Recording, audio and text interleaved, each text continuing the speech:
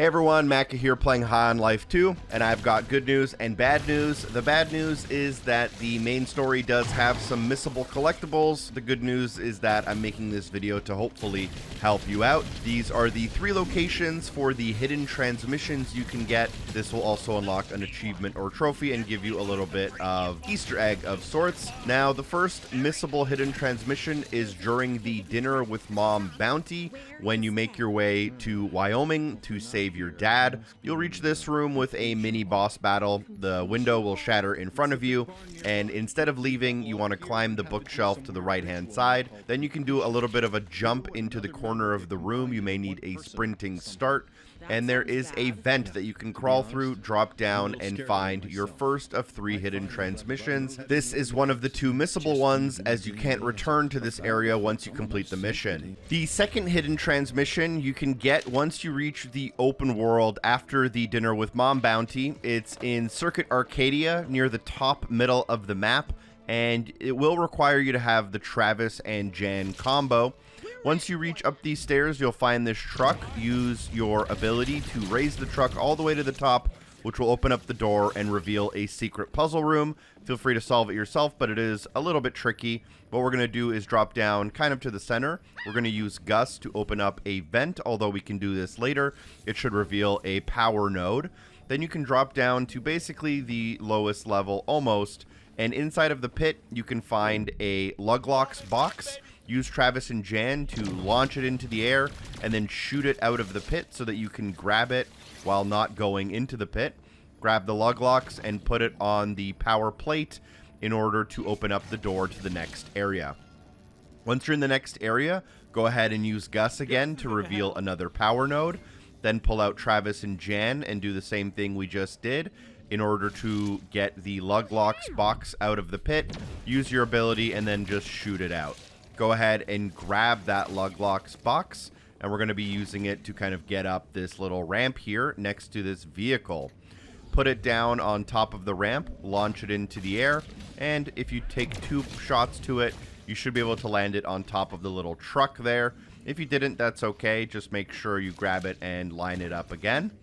At this point, you can raise the truck itself, or you can just launch the Luglocks up, but you want to make sure you can grab it while you're at the very top. So that's what I'm going to do. I got to the very top, I launched it in the air, and then grabbed it out of the sky. Then you want to place it right here on the balcony ledge, right on the pretty much corner.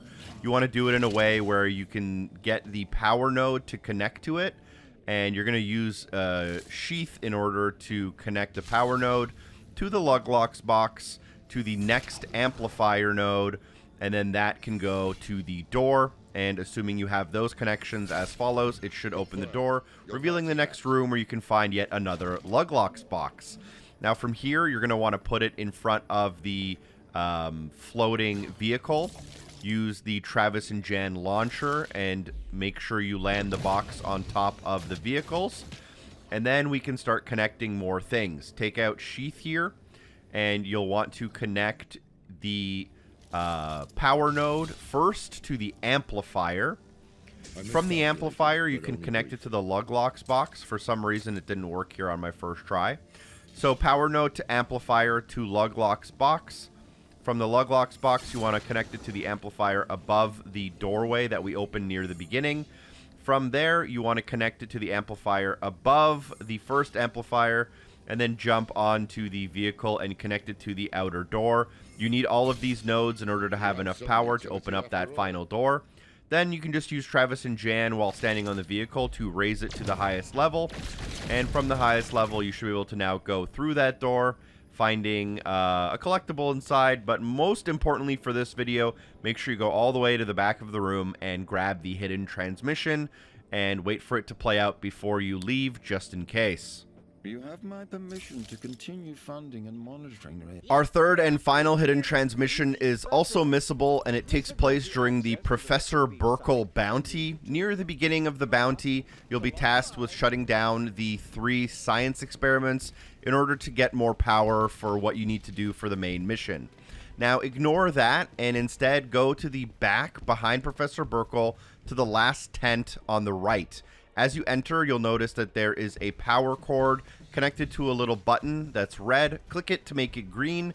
then just follow the power cable to a newly opened door, walk past the little plastic pieces to find your third and final hidden transmission, hopefully unlocking your achievement or trophy. Thank you so much for watching the video. I hope it was helpful. Special thanks to everyone on Patreon for supporting the show.